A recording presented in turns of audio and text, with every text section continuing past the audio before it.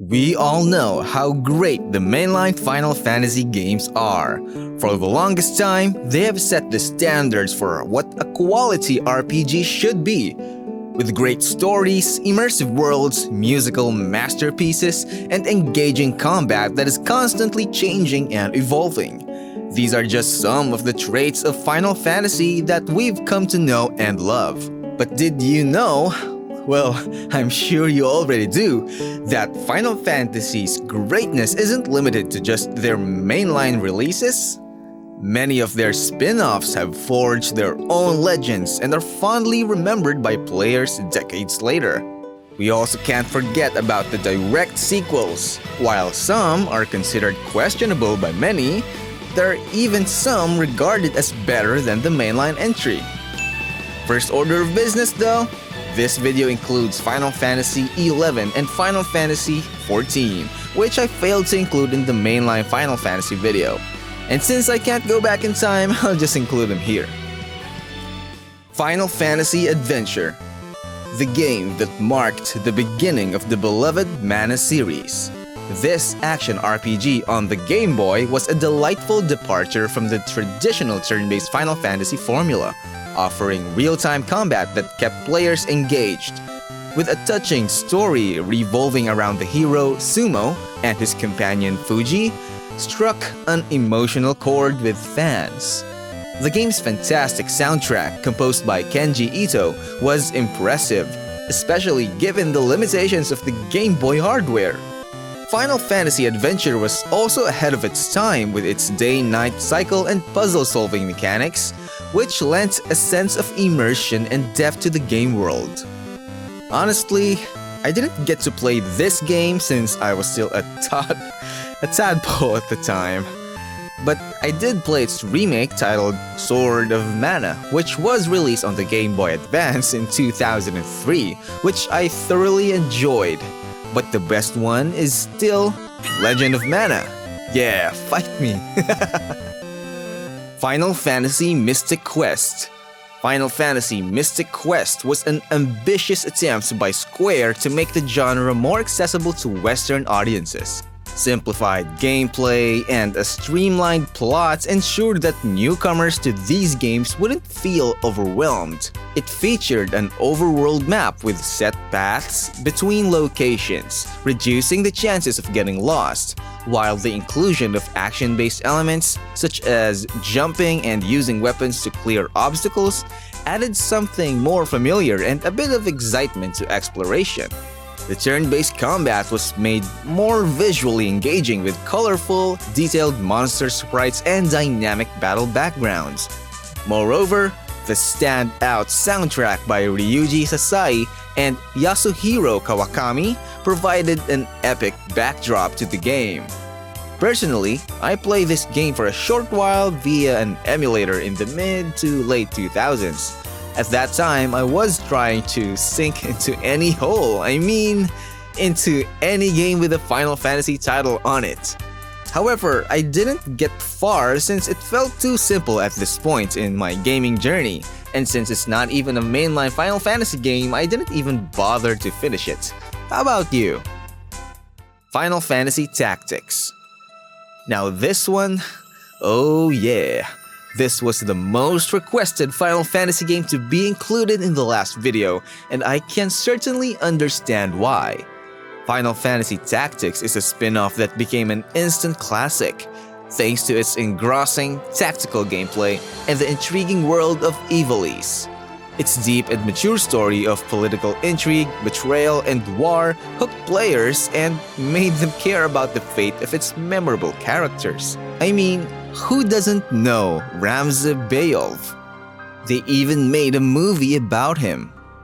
I am Beowulf! The innovative job system provided unparalleled customization options, allowing players to create a unique team of warriors tailored to their playstyle. And who could forget the brilliant soundtrack by Hitoshi Sakimoto and Masahiro Iwata, which perfectly captured the atmosphere and drama of every battle and plot twist. Furthermore, the gorgeous isometric visuals combined with Yasumi Matsuno's expert direction set a new standard for the tactical RPG genre. And quite frankly, to this day, it still holds the position as the standard. Man, this got me to really pour in the hours with these games, as well as a lot of other tactical strategy games at the time, like the obscure, subpar, but cool strategy RPG that you probably didn't play titled Battle Hunter, or did you? Final Fantasy XI. As the first MMO in the series, Final Fantasy XI broke new ground by bringing players together from all around the world to explore the vast interconnected realm of Vana'diel. Its extensive job system allowed for countless combinations of abilities, giving players the flexibility to tackle challenges in their own way. The rich lore and engaging storylines, spanning numerous expansion packs, kept players invested in the world and its characters.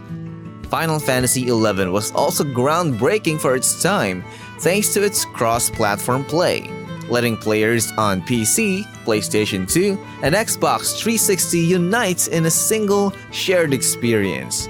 With its emphasis on teamwork and collaboration, the game fostered a strong sense of community that persists even today.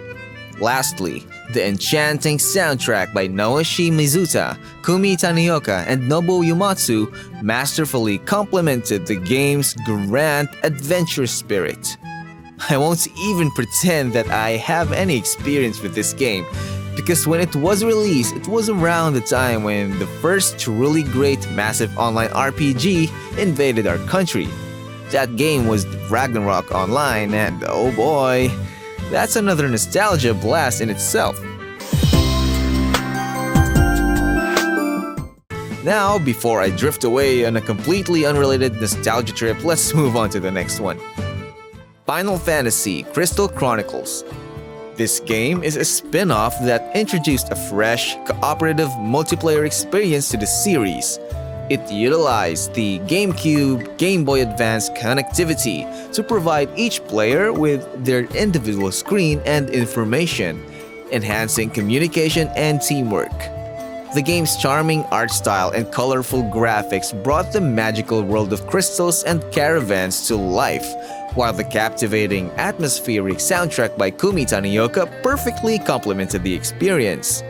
The real-time action-based combat encouraged cooperation and strategy as players worked together to defeat enemies and solve puzzles. Crystal Chronicles is fondly remembered for its innovative gameplay and the strong sense of camaraderie it fostered among friends. Now, this one I enjoyed quite a bit. However, not as much because I was only able to play it when we were hanging out at my classmate's house. He was that rare kid who had a GameCube lying around when most of us were enjoying better games and better systems. Well, I liked it because back then, there weren't many chances to play RPGs with friends. I only really fully experienced that for the first time with a game I mentioned earlier, Legend of Mana. Wait, this is a Final Fantasy video, and I'm giving that game too much love. Let's move on. Final Fantasy X-II. Final Fantasy X-II marks a bold departure from its predecessor with its lighter tone, girl power focus, and surprisingly great and interesting battle mechanics. It followed the adventures of Yuna, Riku, and the new girl Pain as they search for clues about Tidus' whereabouts, all while sporting fashionable and powerful dress spheres. The dress sphere system allowed players to switch jobs on the fly during battles, offering dynamic combat and various strategic options. The game is set in the familiar world of Spira. X-II expanded the lore and provided a satisfying sense of exploration for returning players. The catchy J-pop soundtrack composed by Noriko Matsuyuda and Takahito Eguchi gave it a distinct flavor that set it apart from other entries in the series. Like it or not, Final Fantasy X-II remains a memorable sequel that showcased even more of Final Fantasy's willingness to experiment and innovate. I ain't even gonna put more of my personal story here because I might go in a different direction opposite to the title of the video. All I can say is, dang, Riku got hot. Final Fantasy Tactics Advance.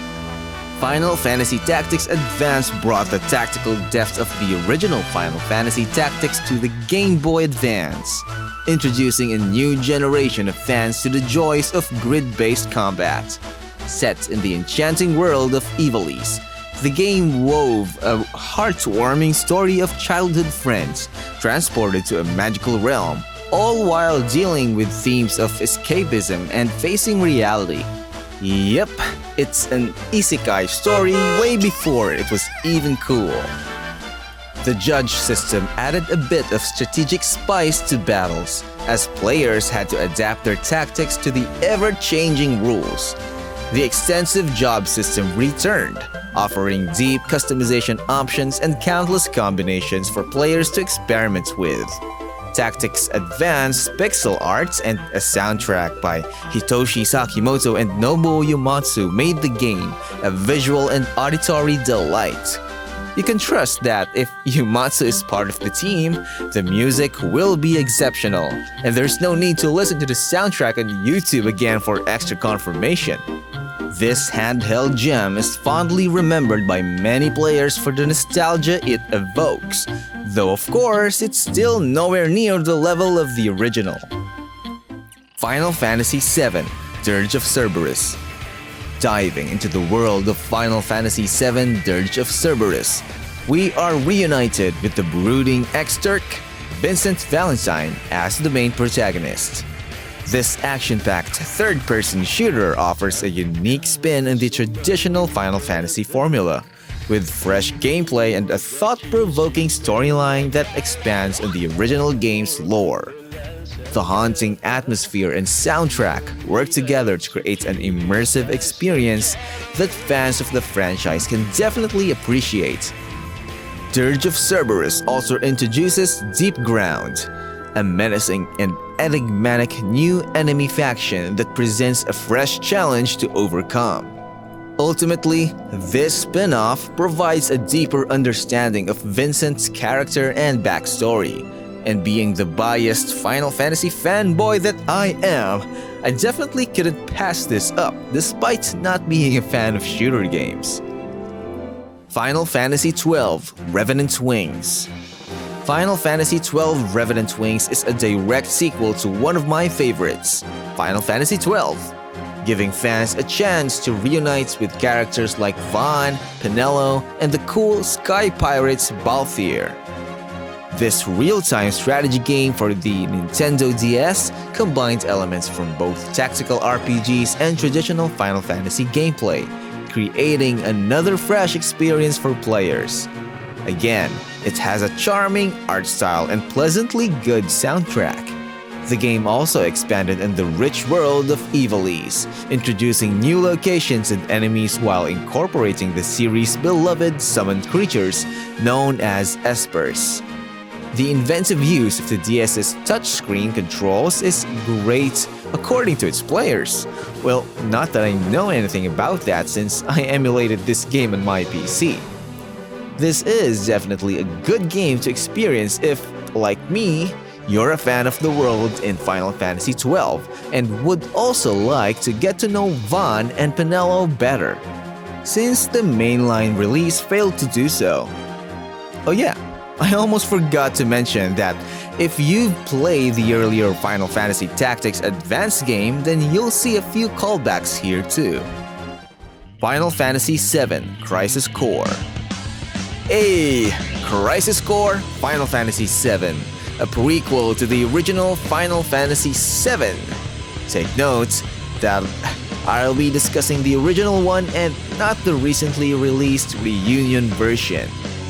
The game takes us back to the bustling metropolis of Midgar and introduces us to the much spikier-haired soldier operative, Zack Fair.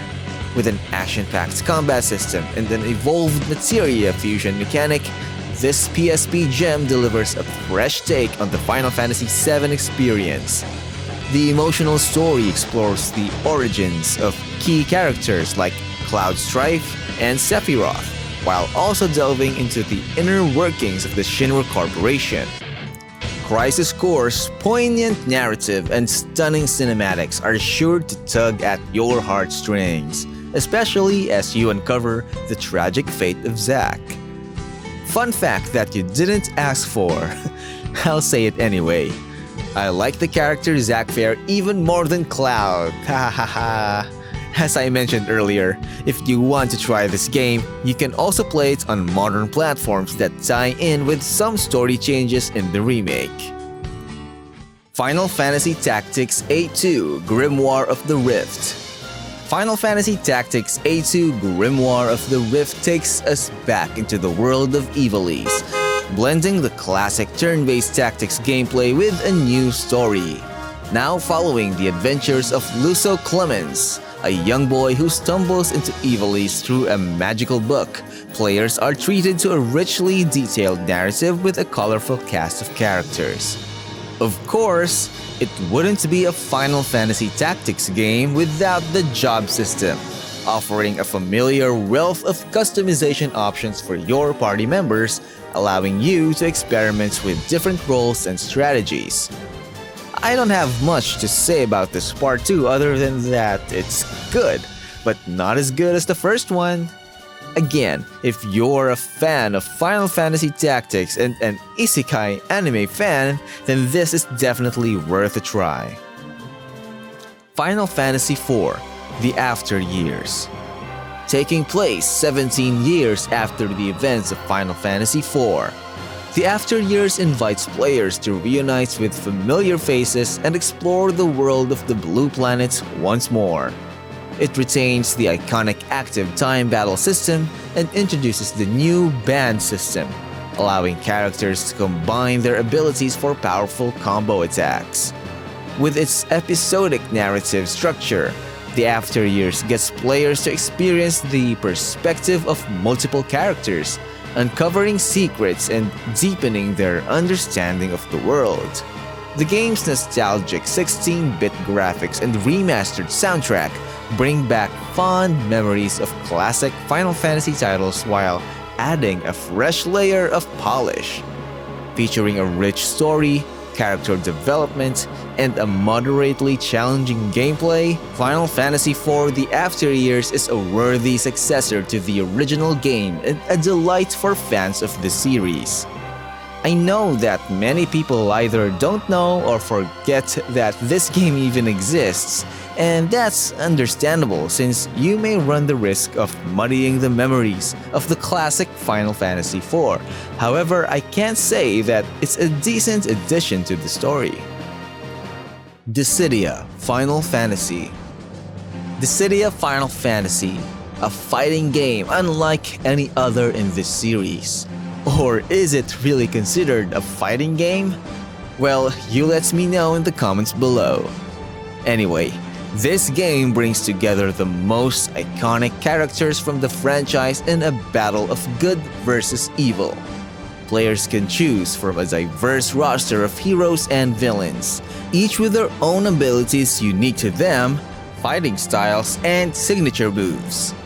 It includes the Bravery combat system that requires strategic thinking and careful planning to outwit opponents and deliver devastating attacks. It also has an intricate story mode, featuring intertwining narratives and character arcs that provide a fresh perspective on the series' lore, as well as hours of fun gameplay. With its fast-paced action, stunning visuals, and epic soundtrack, Dissidia Final Fantasy is a thrilling experience for both longtime fans and newcomers alike. I don't even want to go into detail about how, at one point in my life, I became so addicted to this game and poured in a ridiculous number of hours. As one of the first games I've ever played on a handheld system, it meant that my toilet appointments just got infinitely longer. Final Fantasy XIV. Final Fantasy XIV: The second MMORPG in the franchise is one I haven't played yet as well. I'll delve deeper into the reasons why in a moment.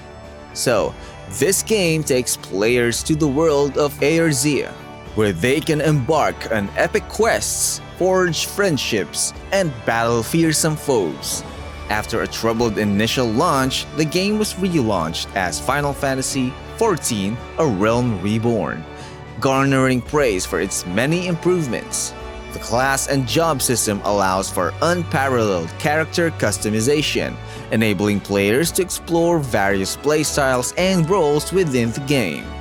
With its regular content updates and expansions, Final Fantasy XIV continues to evolve, offering players a wealth of new experiences, locations, and challenges.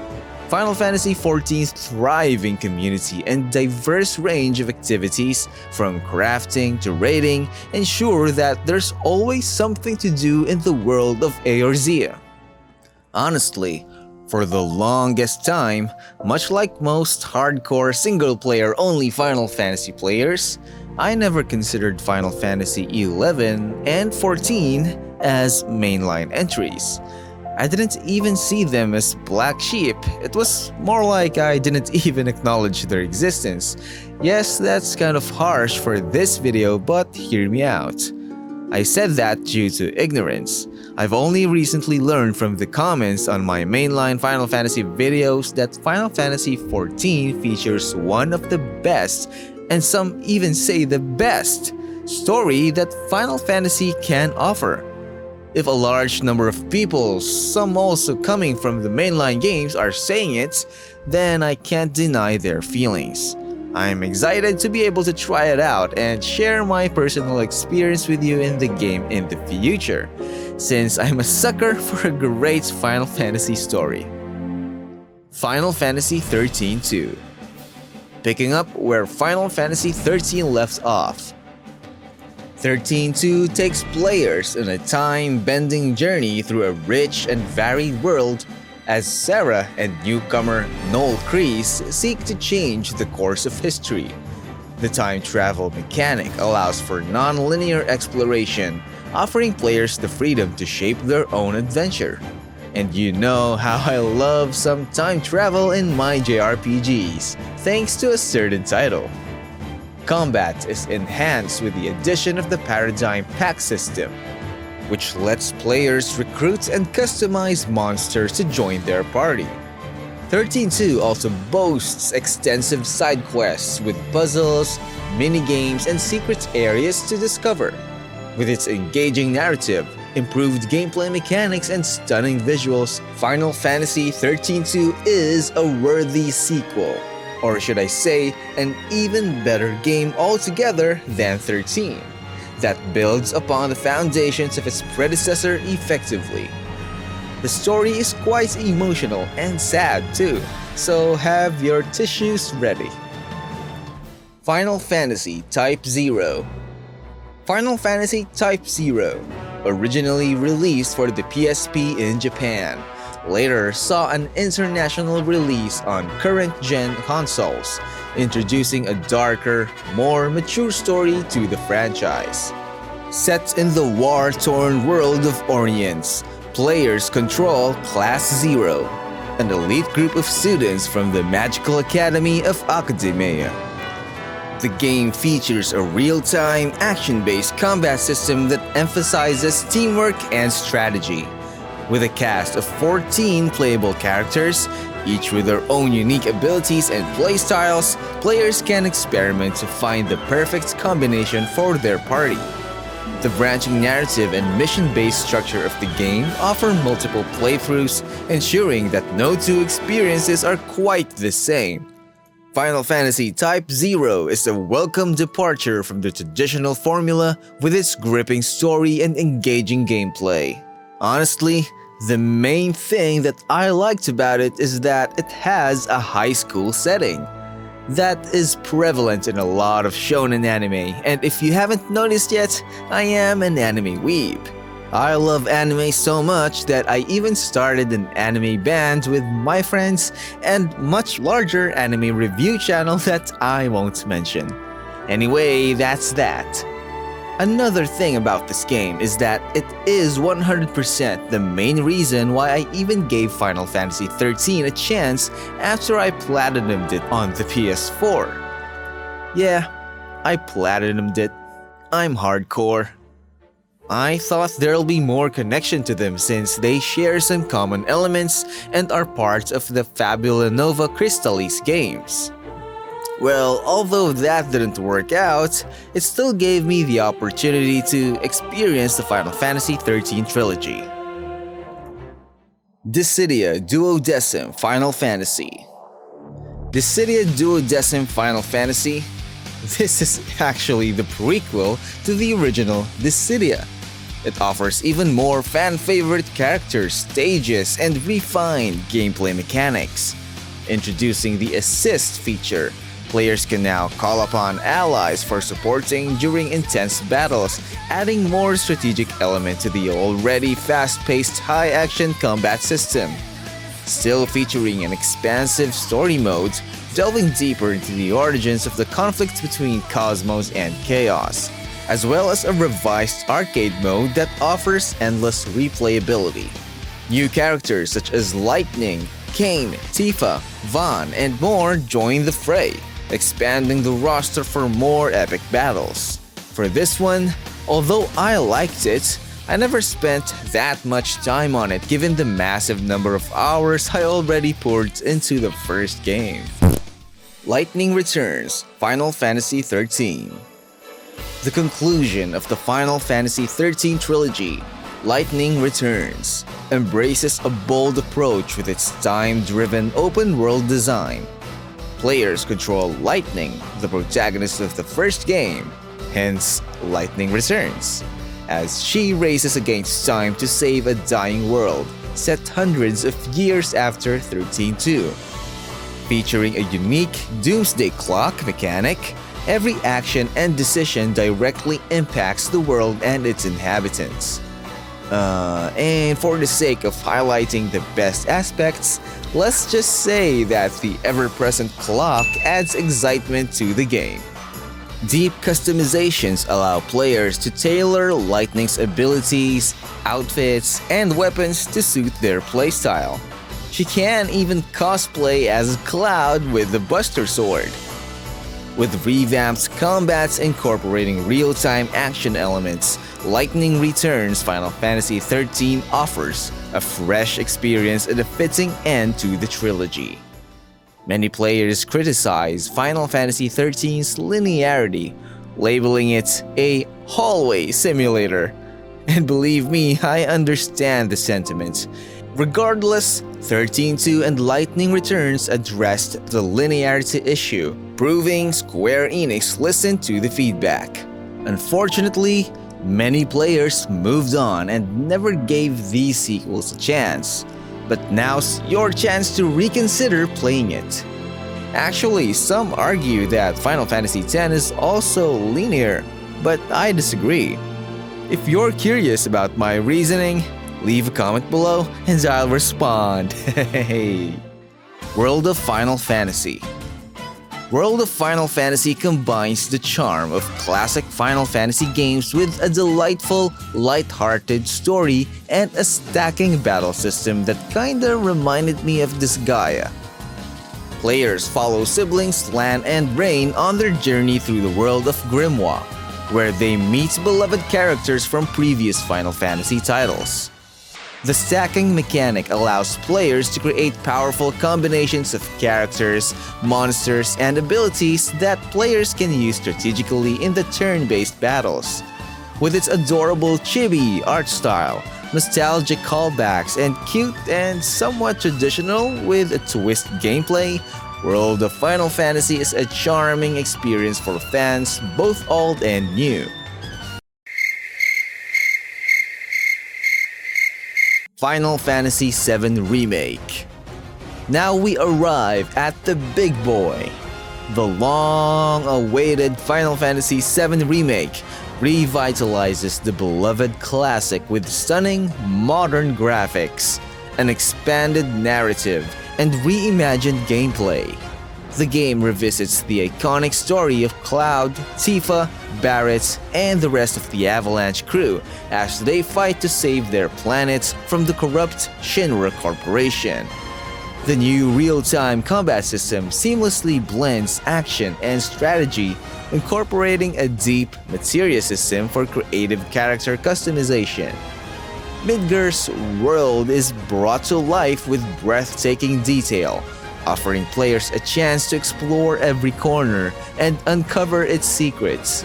With its engaging story, beautiful rendered visuals, and satisfying gameplay, Final Fantasy VII Remake is both a love letter to the fans of the original and a masterpiece in its own right. I apologize to my fellow fans as I know some of you will disagree, but I genuinely enjoy the direction of Final Fantasy VII Remake and where it's headed.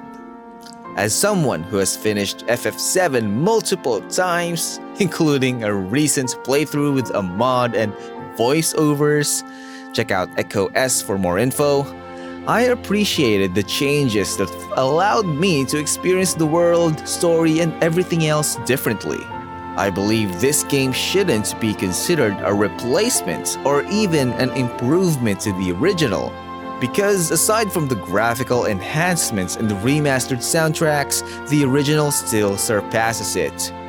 However, with that said, although it will never replace the impacts of Final Fantasy VII on me and many others, if we view this remake as a spin-off game based on the classic we love, then it can also be considered a masterpiece in its own right. If you're interested in an updated version of the original game, you can also try the modded version I played. Now you may be thinking, why did I leave out a lot of Final Fantasy games that you liked? Or why did I include some spin-offs that you think aren't even that popular at all? I'm sure many of you will say that the online games like XI and XIV should be in the mainline game video. And of course, my favorite one, why did you write best thing in the title yet you mentioned multiple things? Pretty disappointing, isn't it? Well, such is life, and we can't get everything we want, just like how we might not be seeing any more turn-based RPGs in the mainline Final Fantasy games. Maybe not for a long time, or maybe not ever. Well, if I'm going to be bashed no matter what I say, include or not include, I might as well just wing it and have more fun and put in more of my experiences. Because at the end of the day, with all the talk about the wide range of elements and features each Final Fantasy game offers, and while we do have our own favorites, be it a mainline or a spin-off game, there is one thing we can agree on. When we hear Final Fantasy, one of the most common things that comes to mind is the happy memories and bliss we've experienced playing these games.